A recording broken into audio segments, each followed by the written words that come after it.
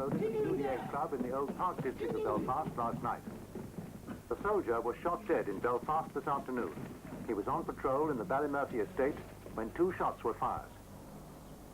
Police in the United States say they haven't found a motive yet for this morning's killing of an Israeli official, but the Israelis are assuming Arab terrorists are responsible. All 82 people have been rescued from a British ship ablaze in the Atlantic. A family who've sailed round the world have got back to Plymouth. Services at the Congregational Church in Belfast were cancelled. Yeah, I thought you said you was going back to Ulster Friday. No, it's Saturday, you know, I had to take it first. The smallest unit in the British Army is a section, which in peacetime consists of 7 or 8 men. We know that. Got his new glasses. Yeah. Yeah, that's the point. Someone put them. Yeah, one got me glasses.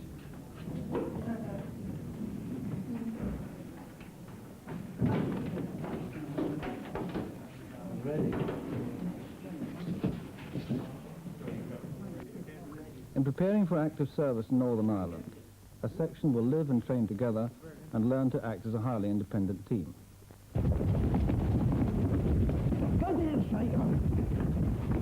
There are no training areas like Belfast in England. It's something quite unique. And what we have are certain villages in England or certain small streets in 1 or 2 of the training areas which do provide some sort of urban environment which creates the various problems required for this sort of operation that the Army is taking part in now. Okay, Corporal, well done. I think there were some good points out of that. It was well done, it was fast, the movement was good in places. On 2 occasions, there was much too much talking from within the patrol as well as from just yourself. Sergeant Neil on the individual fieldcraft and movement. Yeah, I think basic rifleman's fieldcraft is quite good. The changing over of weapons when they're coming into an actual fire position is not so good. Wait until they get into the actual fire position before they're changing from, say, right-handed to left-handed. Okay, Sonny, that's fine. Let's get on to now more individual fieldcraft points from you, Bob. Yes, I think one point which was particularly bad is this concept of ballooning which we've been trying to introduce. When you get down in the street doorway, you move about like a balloon in the wind. Your section in particular has been bad on this. They've just been settling down on the street corner or in the doorway and then observing their arcs. This is quite good, and holding their weapons. But they're not moving about at all, and this means they're providing a good static target for the one-shot sniper. It's just not on their minds. They're more interested now in the movement, especially these new moves that are being brought in just before we go, rather than the ballooning. I think the ballooning will come in itself when they realise their own vulnerability. They'll want to move. They'll feel horrible in one spot. Keep moving about. Going now onto the medical points. Yes, I was somewhat concerned with the way you treated the casualty. He tended to be hauled across the road rather like a lump of meat. You must remember that he could be a seriously injured man. Okay, it was very good, really. Total points 43, command and control 25, movement individual fieldcraft 12, casualty evacuation 6.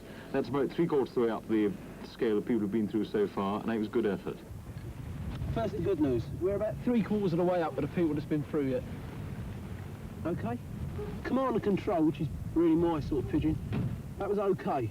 The thing they mentioned, what they heard up there, there's too much talking.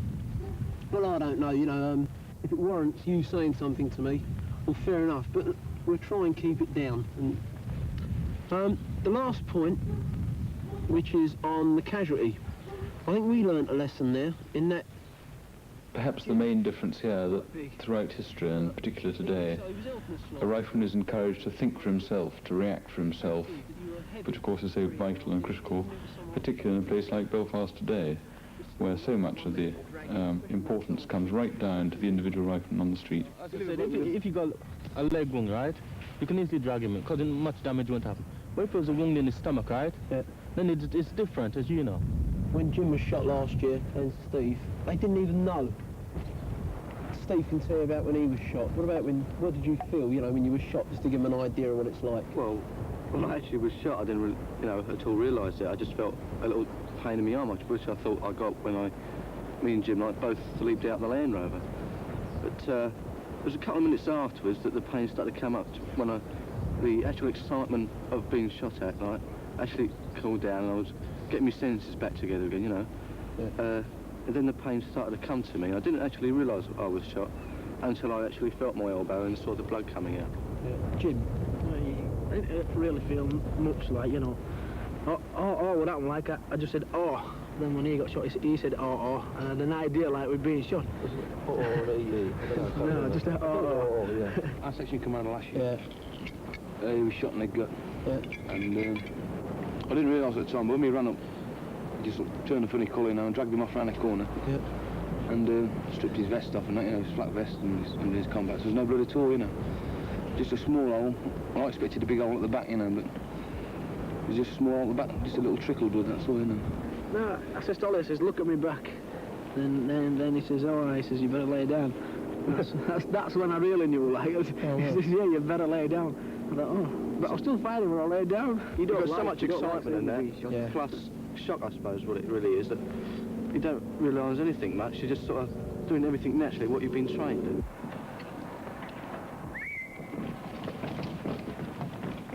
Perhaps one of the most difficult things to simulate in all his training is people with whom he's moving, amongst whom he's having to walk, patrol, move, fight in Belfast.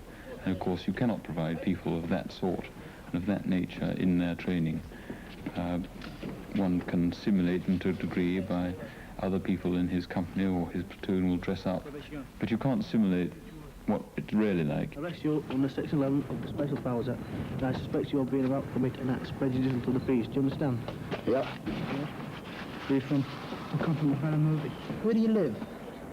Have you arrested him? Yes. Okay, do you understand why you've been arrested? Yep. The section, of course, has to operate as a unit, and the section commander is the father, he's the mother, he does everything for that section. Okay. In on me. Okay, Joe. Right.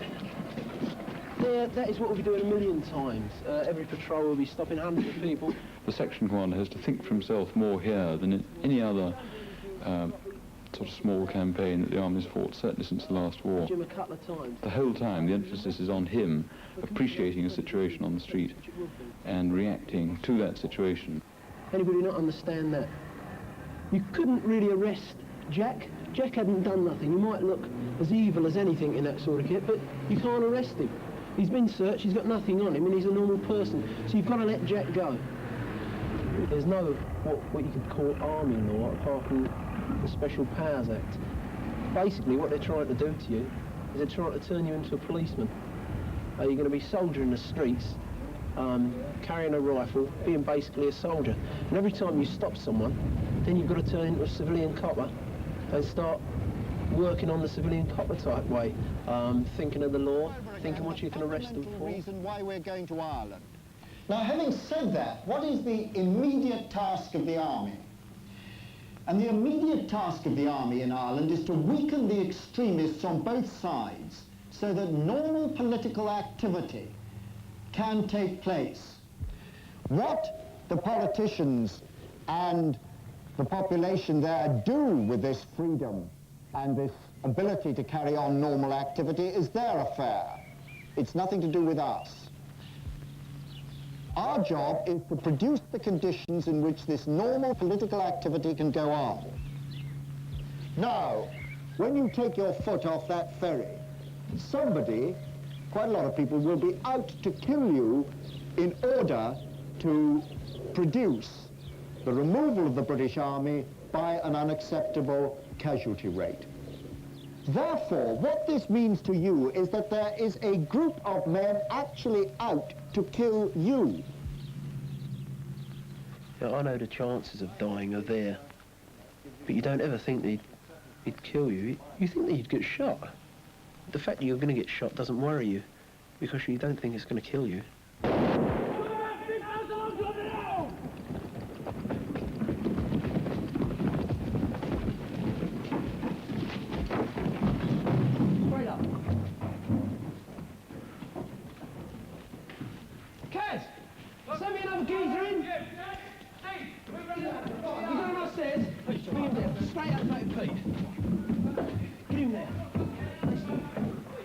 Okay, come through, Jim. We have to spend a lot of time training for shooting, for patrolling, for observing.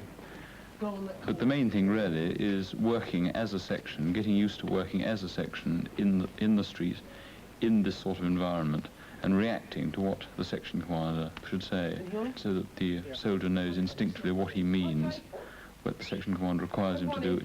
And yet at the same time, so much of the training must be spent teaching the rifleman to react on his own, to get on with the task that he should be doing without being prompted by his section commander. The reaction here was good. I think we came in right. The two blokes that went in the house went in fast. The whole theme of this is speed. I mean, the moving up, getting up, right, and going in there and getting him would be the last thing. I like you to think of him as a sort of hard-nut IRA man that said, sod it, I'm going to wait for him this time, they won't dare come up. And I don't think he's going to shoot at us if we're running towards him. I think we've enough firepower to sort of change his mind in that sense. And you've seen him, you know where he is. If you've seen him, all right, get in there, get him. You found him, you've got the glory. It wasn't as much when I first had to go out there, you know.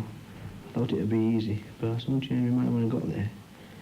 And now I know what it's like, whereas going back to the same area, it's worrying me a bit. I know what it's like there. Like Shaco knows what it's like as well. I suppose he'll be worrying. I've been worrying because just before we came back as club, you know, that woman told you, remember, that it was after me? Yeah. That was in the last couple of weeks I knew about it. Now they're like 4 months to build up on me, haven't they? And zap me. That's the only reason why I'm worried. Otherwise, you know, I'll just go back and get a rhythm. We knew a woman in the Protestant area who worked with a lot of Catholics. And she asked them, we used to say to her, find out different things from a life. And she asked these women, these Catholic women, in the form of jeers just to get at them.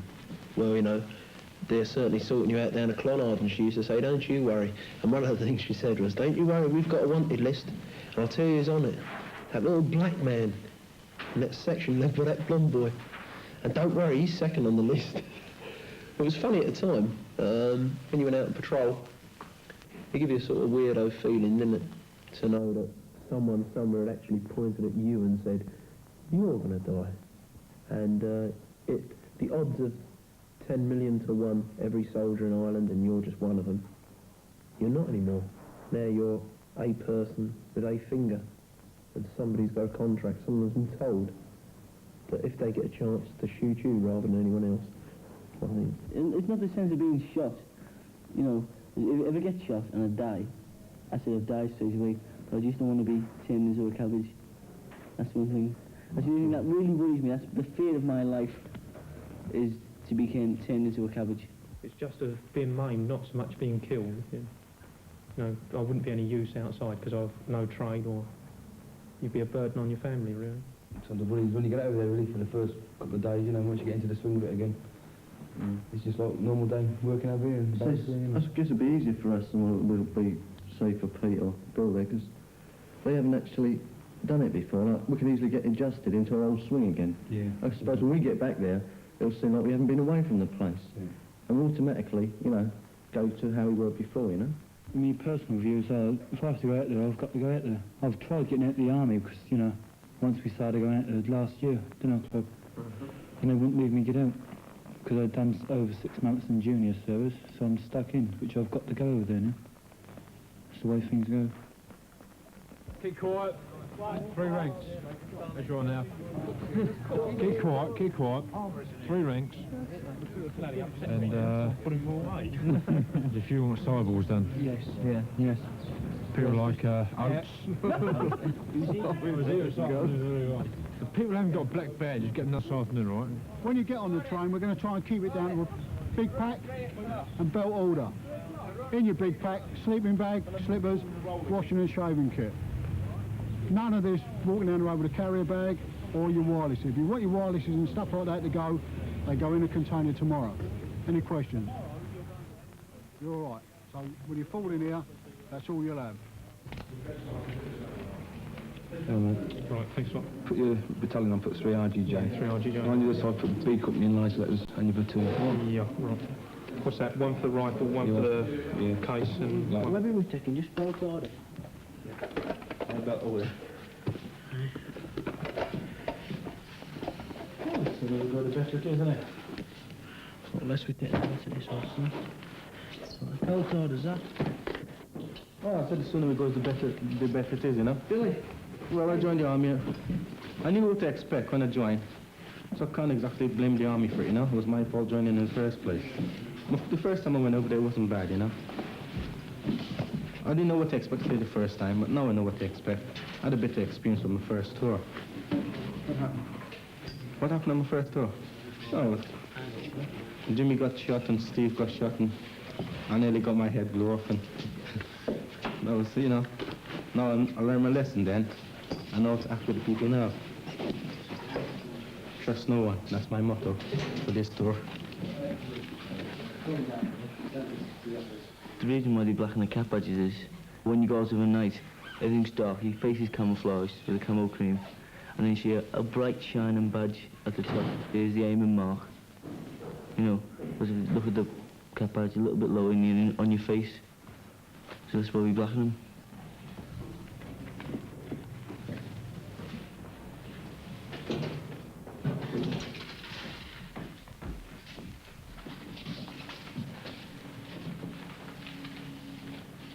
I don't think about it until I've actually got to do the job, that's it. When reality did first come over not so long ago, you know, I was shitting myself for a while. I think, yeah, get a bit closer now, only a couple of days now.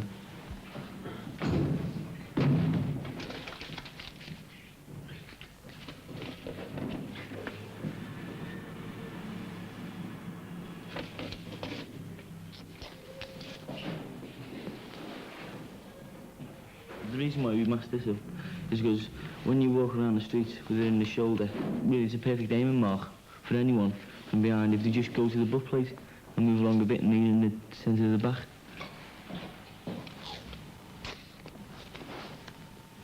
And the field dressing, well, some people have the field dressing on the rifle and some don't. I prefer to have it on the rifle because wherever I go, the rifle goes. Or if I'm unconscious and someone runs up to me, automatically they can see the field dressing there on the rifle.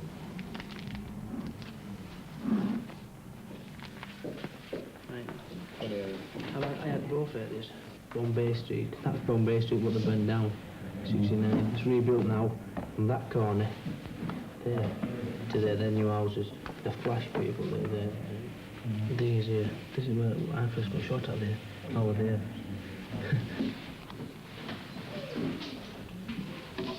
I'm a bit more afraid of going out there this time than last time. I don't know why. But perhaps it's being in a section now that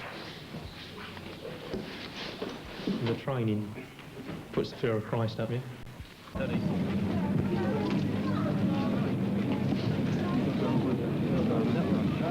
Right, hold it there. You look. Back.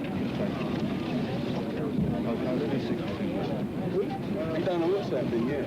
No, these are going to be full.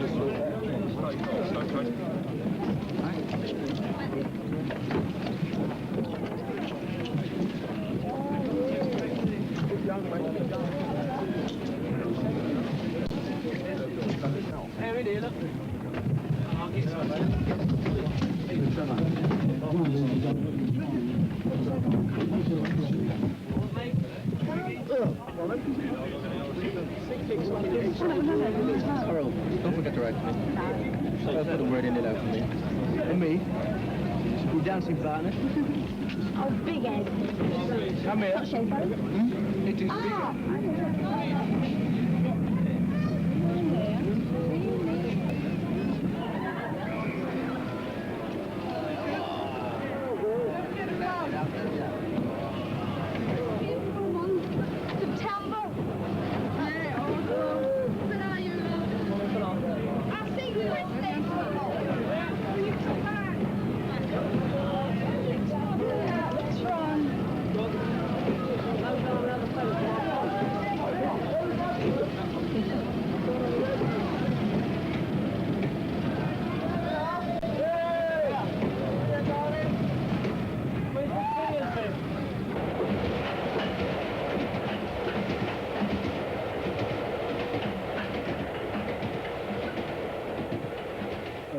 I joined when I was just 21. I was a bit late coming to the army, you know.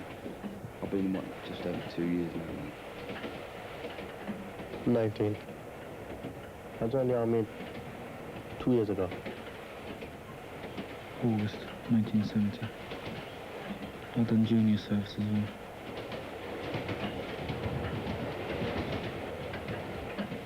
March 72. 20, I was 20 in June. 18. Well, I was 17 when I joined up, just under 17 and a half. 19.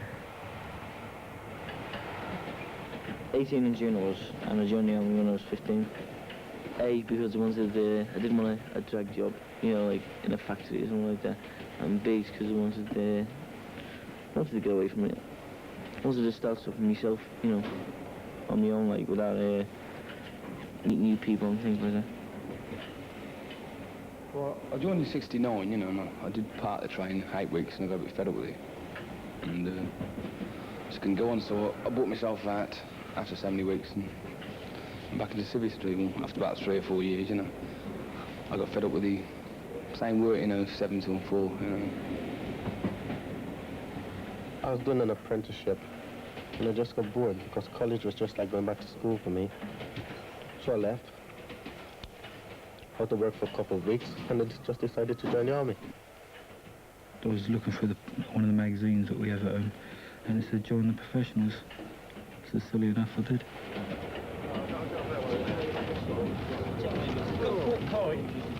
Just to prove a point to my father, really. I just wanted to prove to him that I was better than what I thought I was, because we never used to get on all that well. Worked it good. Wanted to change, see people, meet people, go places. Germany and Belfast. Get plenty of fun there. I was an apprentice maintenance engineer, and I tried to get in the army as an apprentice mechanic, but I wasn't clever enough, so I ended up in the infantry.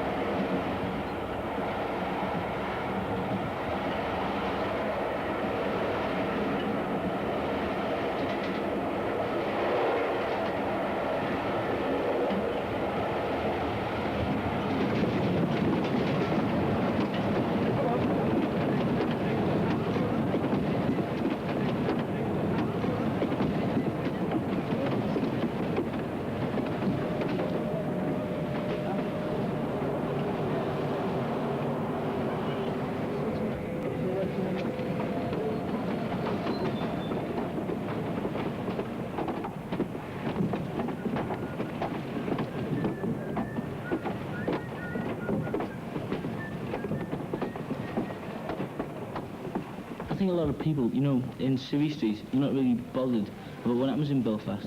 They're not really worried, not until it affects their lives. They're not interested in the same sense as you hear about the famines in Biafra, and you said, "God, terrible." And you tuck back into your steak. Well, we feel the same way because we're on the receiving end of Northern Ireland.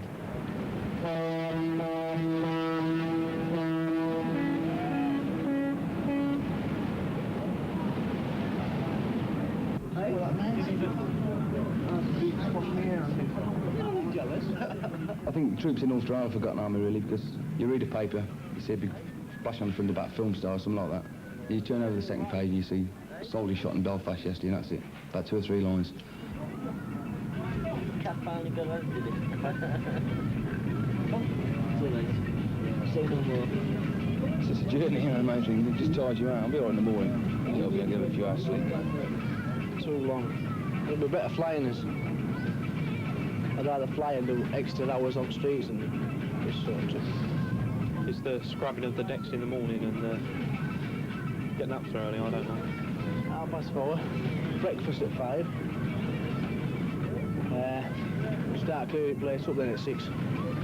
Then we get off boat at 7. Stand up dock while their vehicles come and get us and take us back to wherever we're going.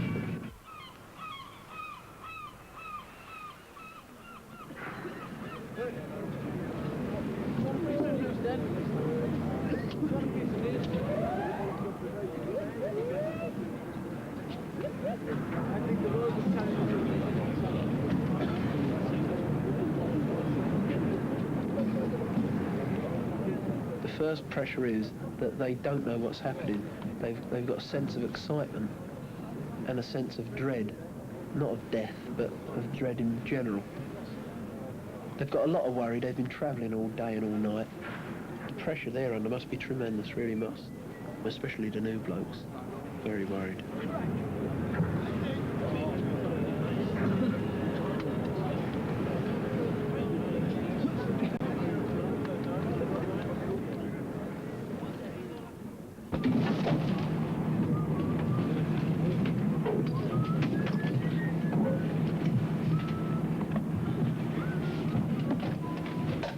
It's a time when you're at your most vulnerable, I think, because you're just here.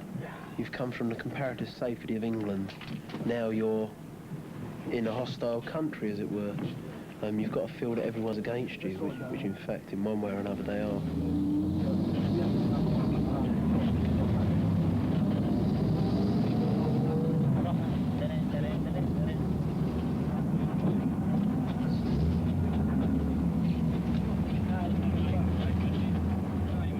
You're packed together in these wagons in a long convoy, not really knowing where you are, looking out the back of the 3-tonner. You don't really know where you are. You feel so very vulnerable. Perhaps you're not, because you are in fact going through safe areas. But you've got this feeling that if anything happened, there's nothing you could really do. You'd be so disorganised. That's a very frightening feeling. Belfast 13, an old disused mill which is let out to the army with a printing works downstairs, still working, and us upstairs, and we shared a building with us. Just above the lower falls, and just away from Hijack Corner, the Falls, Grosvenor, Springfield Junction, where it all happens. And just right of there as you look at the map. Here we are.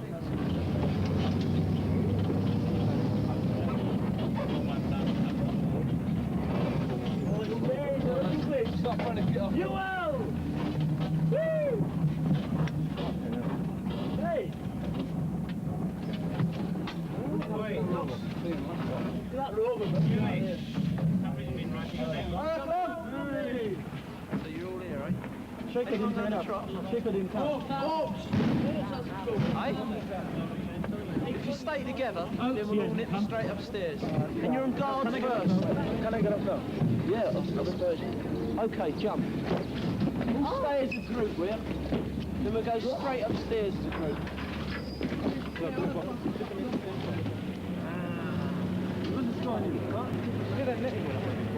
It's falling over there, boys. We'll go straight up. You know where a station is here? Stand still, West, yeah.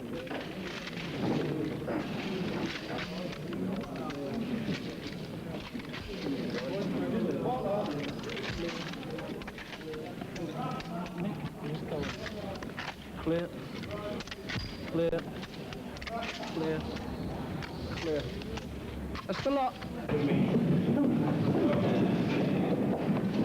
Right, first thing upstairs. That's it. You always running, right? Yeah.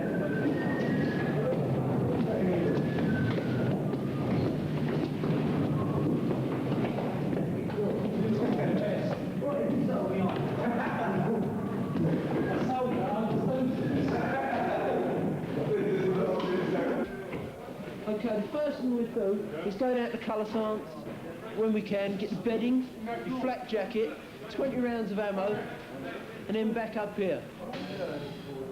That chocolate is cut out down there. 1, 2,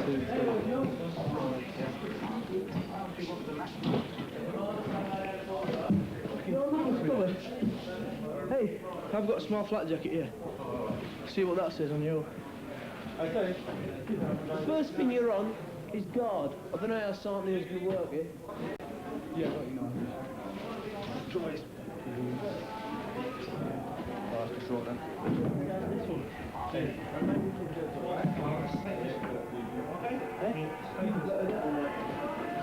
You got to swap these flak jackets within. I'll show you how to do the collars on your flak jackets. Stop them rubbing at your neck. We'll be a bit happier. You got rid of them? No, I'll show you. We'll do that later, but let's get sorted out first. Oh, not like this one. Yeah. Breakfast is at 8. Eh? Well, get downstairs. As soon as you've done your kit light, get downstairs, you get the bed scrub, and you can do your bed when you come back, eh? If you don't know where to go, follow the others. I know where to go.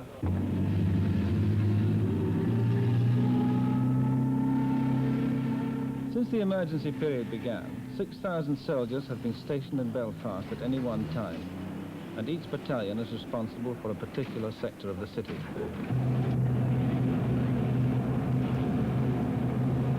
The area in which my company operates is about 600 yards wide and about 700 yards long. Cooper Street, okay, to Argyle, along the peace line. It is mixed, Protestant in the north, and then the peace line, Catholic in the south. And within that area, the average soldier, the average rifleman, never really gets out of it for the 4-month period. No, go straight down Mayo Street, all right? Yeah, you know, it's by the lights. I think that's Ainsworth. Yeah, and where we want to go is Lanark Street, okay? Yeah, Lanark. Going down Lanark Street now, where a whole community has been burnt out. We're now pulling the whole street down. You just see to your right and left, they're all derelicts. Yeah. It's where, on the other side, behind this road here, Springboard Road, as you see, the Catholics are on one side and the Protestant community are on the other. I think the point here is that compared with a theatre of war such as is the Far East, this is very much an English or British urban environment, which is something that they know well, and yet it is totally strange at the same time from the urban environment they know.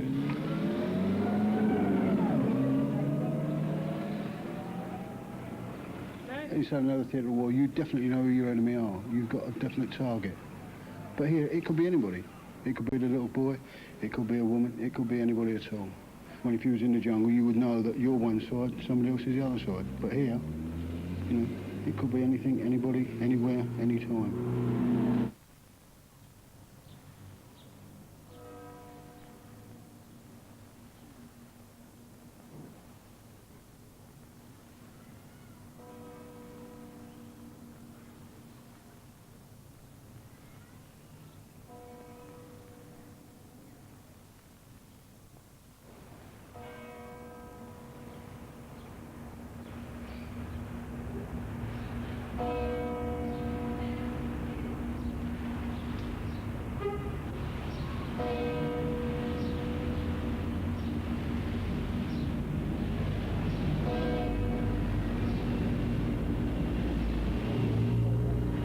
You can't really afford much more than a week to let anybody settle in, because once you're out here and you've taken over, it's your responsibility to maintain the area that the battalion's left in the same state as what the battalion's left it.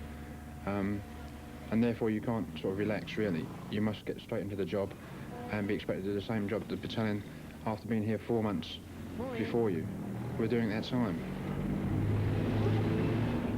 Yeah.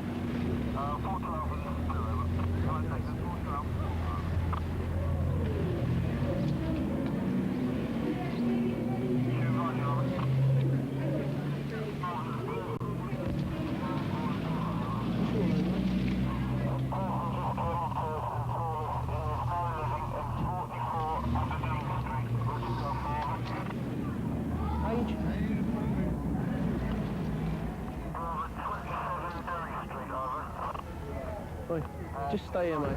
I don't know, I wish I knew as well, mate. I'll be next, mate. As long as I'm not hitting you, I'm all right. 222 Bravo.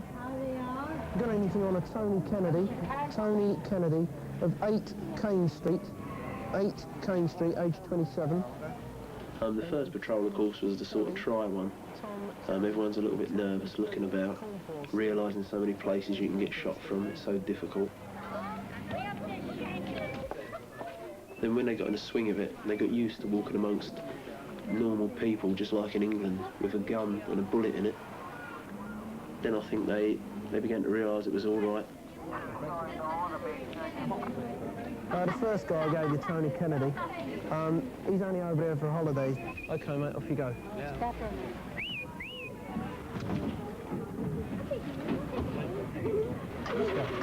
Tell me why the British Army need to screen them so often. If they get to know them once and have them screened, they shouldn't need to take them in so often. That is their excuse. Our excuse is they're terrorising the children into subjection. And that's all it is. They're just making rebels out of them.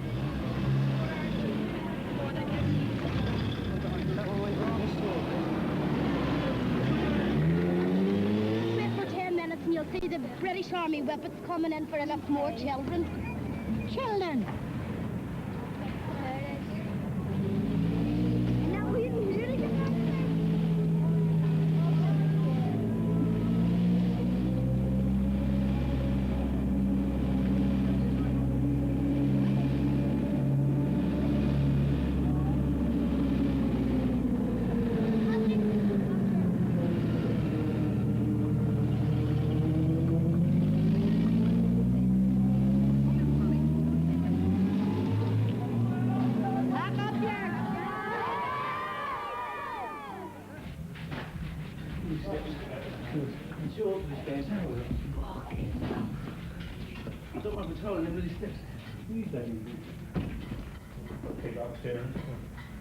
Throw me under now, I reckon.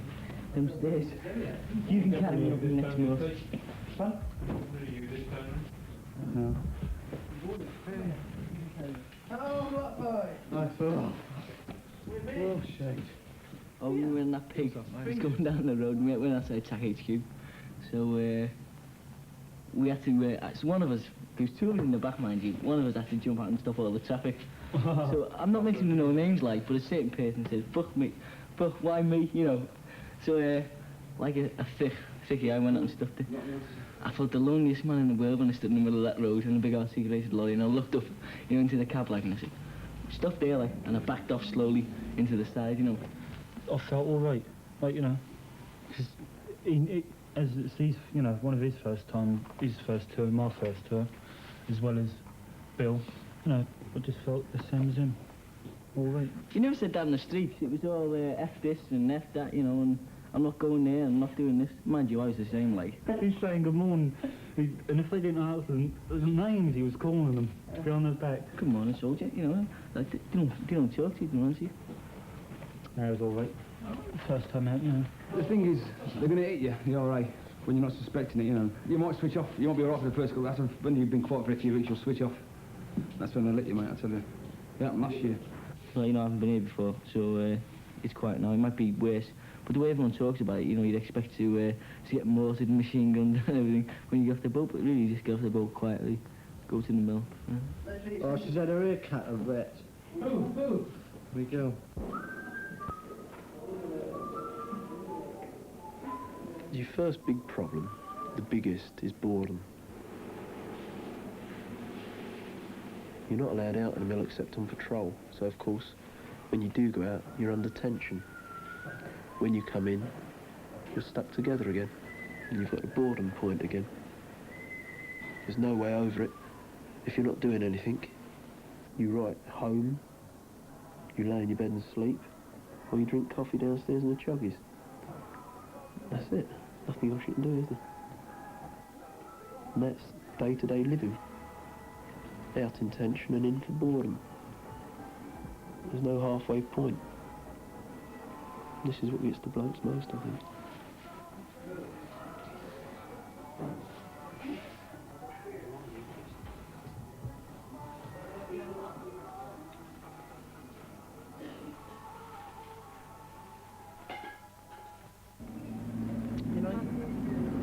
You know the score then?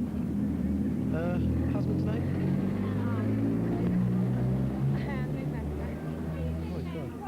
Well, how old is he? The rifleman on the street in Belfast spends a lot of time talking to people. He has to get to know the local population very well, particularly in the area in which he's operating. The corporal spends a great deal of his time getting to know the faces, getting to know the names, who lives where, who drives which car, where he works, and so on, because this, of course, is all important to knowing as much as you can about the area.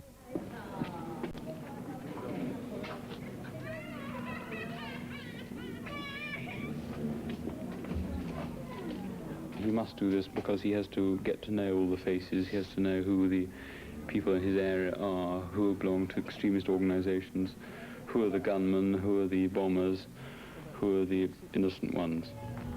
Great, okay, just go firm here. It's vacant. What number's this then? This must be 94. That's 96, 94, yeah. Do you know who lives here, mate?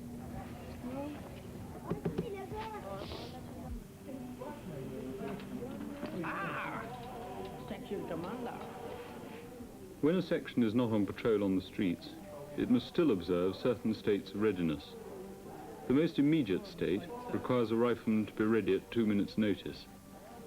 A section remains on this 2-minute state without a break for 24 hours.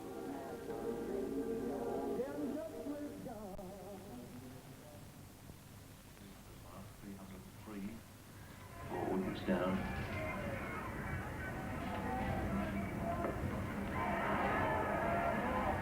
Diving up at Beirut.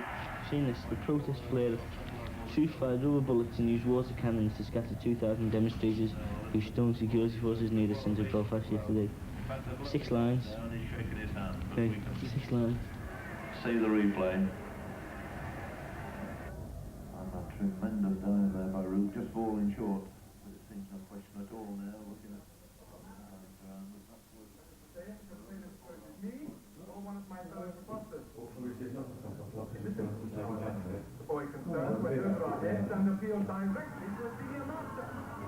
What's this? From Brandon.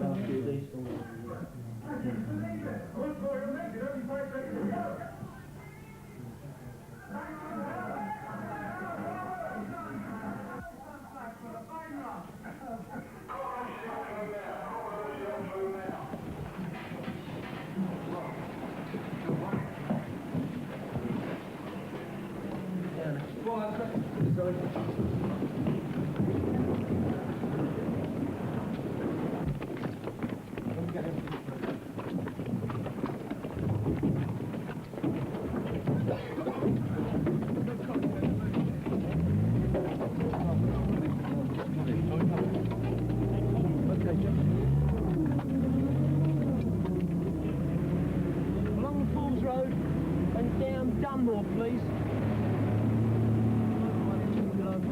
I seen a woman or a man in the dark.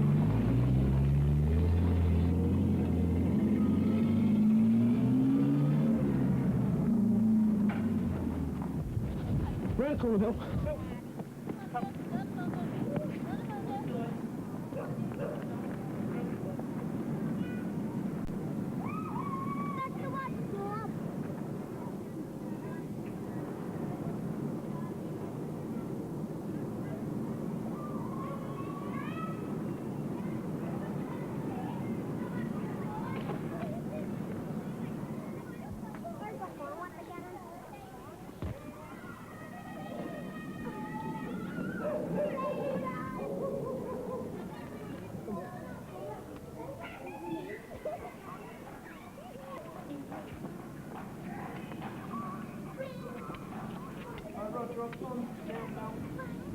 Just keep moving about amongst your doorways.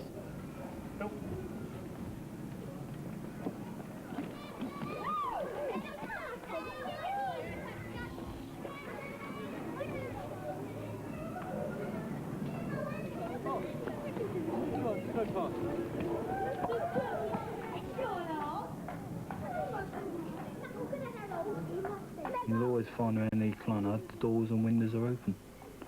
So you've got to expect something. Which I do. Either a bullet or a big lump, a big brick coming over the roof, or a bomb. So you've got to be alert.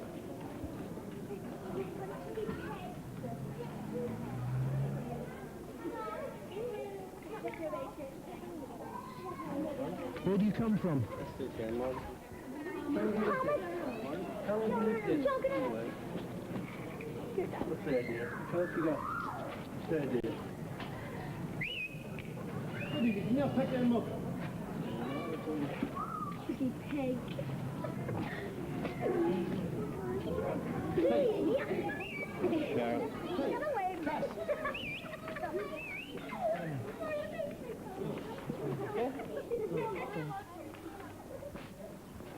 Ah, there's a little black one, this is a little black bastard. This.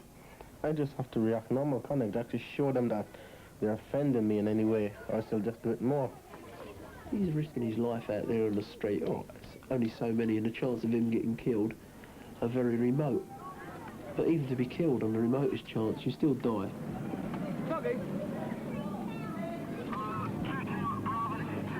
Doesn't matter that it's remote, you're dead. Are the others coming up, Cass? Yeah, they're cool. They're not? Great. Oh, I'm all fucked up downstairs. Go on, boys. Who down to? Who just wants up? Great. Okay, settle down in one area, we'll have a quick chat about it. Look personal feelings a bit. There's a few beers under here we can have. Okay. So settle down and we'll have a quick run through it. Alright, I'll firstly say about my patrol. The thing that come out there is we've got to move around the corner together. Hey, oh look. Okay, where's my beer? Oh, there's one beer under there. Is it beer, Steve? Right, yeah, you and Steve stay. Now, you'll all get a go at this, staying behind. But great patrol, thanks very much, Alan. If we can go like that in future. Squeaker and all that, bug. Hey? Yeah, bring the squeaker, please. Okay then, Ed, out you go. Out we go again. Yeah. Don't forget you got another one at 0200. Do you want us to lay on his beds? Hey? Do you want us to lay on? Yeah, don't get in, because I might have to take you out at 2 o'clock one night, if I've got to go. Look, lad. Go on, quick as you go, come on. Oh, just like dress there. See you later. Jim, get the magazine for us. Okay.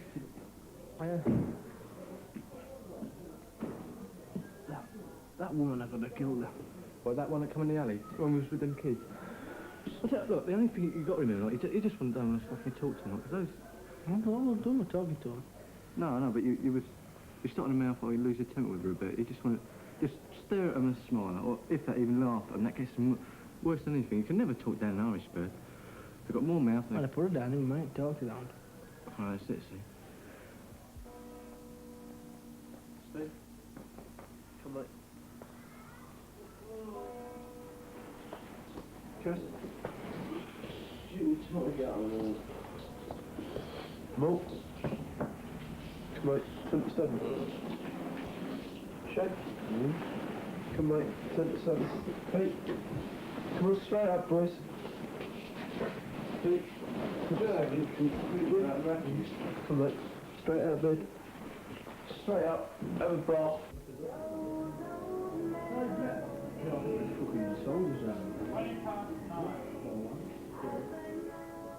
The British soldier's always told he works 24 hours a day, and out here they do. A boy might start work, say 10 o'clock one morning, not finish till 3 o'clock the day after the next. You know, it goes just on and on and on, depending on the situation at the time or whatever's going on. What do you take?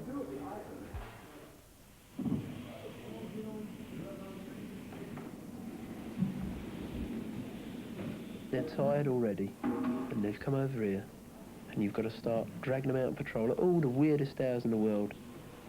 And that's a lot to get used to, you know?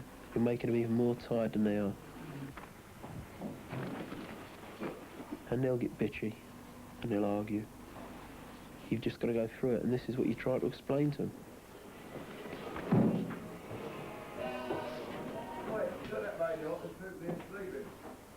The pressure they're under must be tremendous, really must.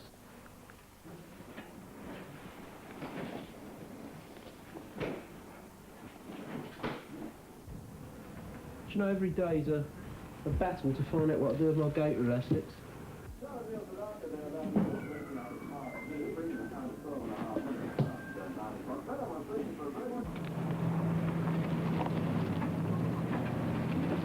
And in this place is like living in hell, innit? Come up for 8 and we have to go up on an hour's patrol. Come back, lie down for a couple of minutes. We're waking up for search. These things are just not right, you know?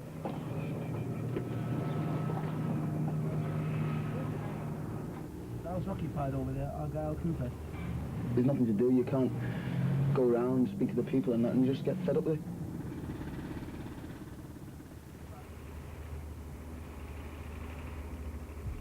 There's nothing to look at, and you know, it just blows the mind.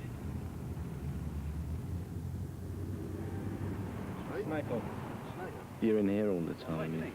You can't go out for a drink. I mean, you can enjoy something, have a joke and a laugh about, but you can't go outside. Being locked up, well, not locked up, but, you know, just hanging about in this place, because, you know, I mean, it gets you on the nerves after about a couple of months, you know. All we're going to do. Any other situation, you could get away from it. You could do an operation or something, and then go away for 4 or 5 days, come back, do it, and go away again. But here, you do what you could do, and for 4 months, you basically become a monk. I mean, you live in the same accommodation, the same building, for 4 months.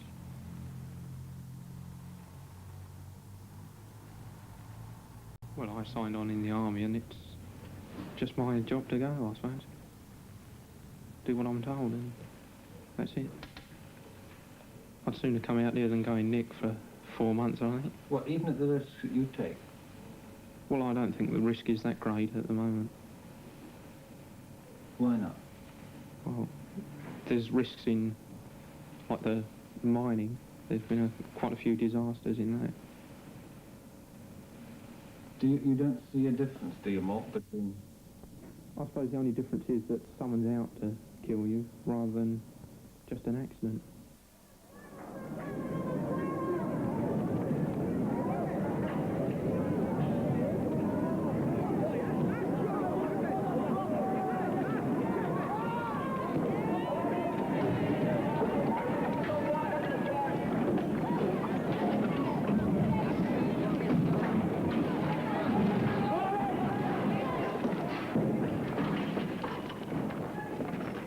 In my own words, it's terrible, because nearly every shop is either, you know, half blown up, or, you know, all closed down, and all the windows bricked up.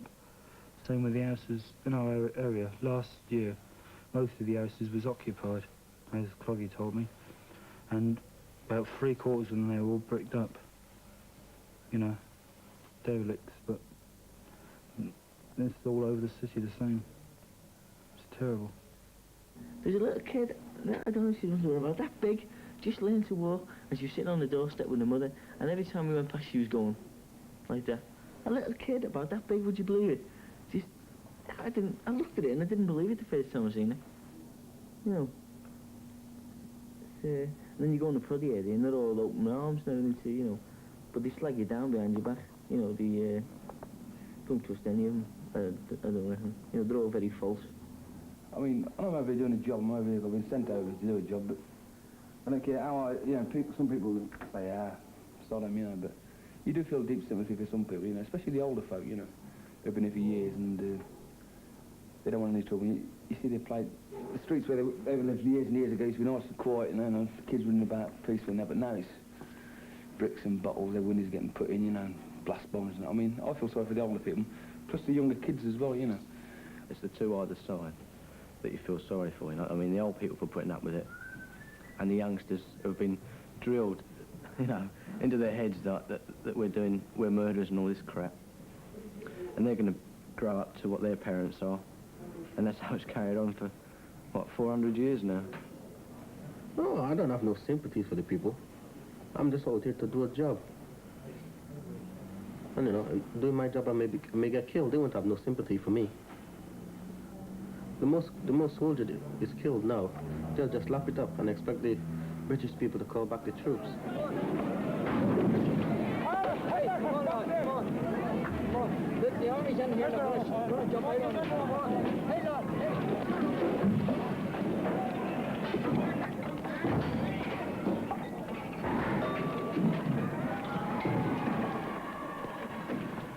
One side doesn't want us at all. That's the next line I had. They want us to go home. They mustn't think we don't want to go home as well. They must think we want to stay there. We want to go as much as they want to get rid of us. And that's a lot. They want to get rid of us as quick as they can. Like. But as I says, if they stop all the trouble and live peacefully together, we might be able to go home and leave them, you know, let them carry on. Are you afraid to be here, Jim?